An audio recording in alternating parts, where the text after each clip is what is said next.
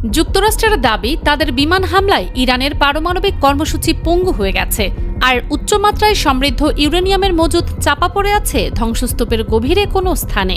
তবে ক্রমাগত হামলা সত্ত্বেও একটি সন্দেহজনক পারমাণবিক স্থাপনা এখনও অক্ষত রয়ে গেছে। বিশেষজ্ঞরা বলছেন, পিক্যাক্স মাউন্টেনে এই ভূগর্ভস্থ স্থাপনাটি এত গভীরে অবস্থিত যে সম্ভবত তা যুক্তরাষ্ট্রের সবচেয়ে শক্তিশালী বাংকার বাস্টার বোমার নাগালেরও বাইরে। এ নিয়ে চাঞ্চল্যকর এক প্রতিবেদন প্রকাশ করেছে নিউ ইয়র্ক টাইমস।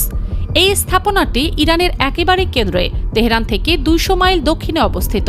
বিশেষজ্ঞদের ধারণা, স্থাপনাটি এখনও পারমাণবিক কার্যক্রমের জন্য পুরোপুরি প্রস্তুত নয়, তবে দ্রুতগতিতে এর কাজ চলছে। তারা আশঙ্কা করছেন, ভবিষ্যতে এই পিক্যাক্স মাউন্টেন প্রকল্প ইরানকে পারমাণবিক অস্ত্র তৈরির এমন এক ক্ষেত্র তৈরি করে দিতে পারে যা আকাশপথের হামলা থেকে সম্পূর্ণ সুরক্ষিত থাকবে। অনেক বিশেষজ্ঞ বলছেন, পিক্যাক্স মাউন্টেন এটাই প্রমাণ করে যে কেবল সামরিক শক্তির জোরে ইরানকে পারমাণবিক বোমা অর্জন থেকে বিরত রাখা অসম্ভব। নিউ ইয়র্ক টাইমস বলছে, পিক্যাক্স মাউন্টেন কর্মসূচি সম্পর্কে খুব কমই জানা যায়। এই পর্বতটি স্থানীয়ভাবে কোহ-ই-কোলং গাজলা নামে পরিচিত।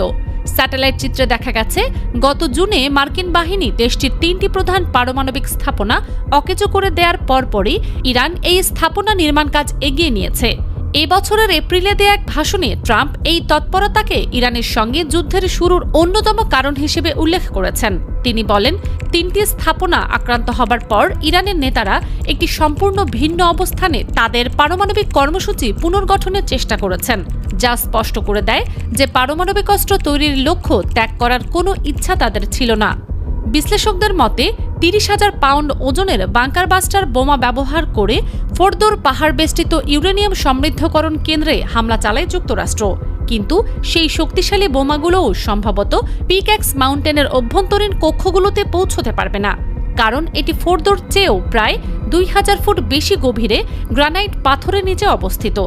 যুক্তরাষ্ট্র বা ইসরায়েল কেন এখনও পিক্যাক্স মাউন্টেনে বোমা হামলা চালায়নি তা সম্ভবত এই তথ্য থেকে বোঝা যায়।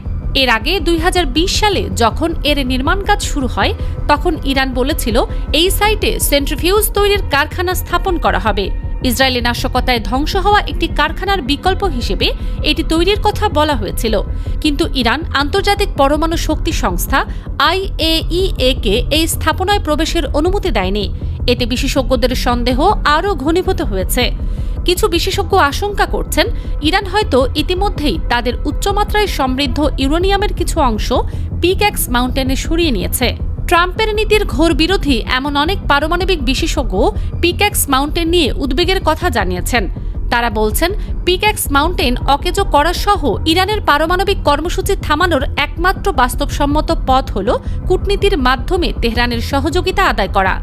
যুক্তরাষ্ট্র সামরিক শক্তি দিয়ে এটা করতে পারবে না। এদিকে নিউ ইয়র্ক টাইমস বলছে, পিক্যাক্সই একমাত্র উদ্বেগজনক ভূগর্ভস্থ ইরানি স্থাপনা নয়। 2025 সালের মার্চ মাসে তেহরান IAEA-কে জানিয়েছিল তারা ইস্পাহানে একটি নতুন ইউরেনিয়াম সমৃদ্ধকরণ কেন্দ্র তৈরি করছে। তবে সংস্থার কর্মকর্তারা সেই স্থানটি পরিদর্শন করতে পারেননি এবং গত বছরের জুনে মার্কিন হামলার পর সে সম্পর্কে অনেক কিছুই অজানা রয়ে গেছে। কিছু বিশ্লেষণ অনুযায়ী ইস্পাহানের ওই স্থানটিও সম্ভবত বাংকার বাস্টার বোমার নাগালের বাইরে অনেক গভীরে অবস্থিত। ফারজানা মৌসুমী, নিউজ ডেস্ক, দুতিয়াল।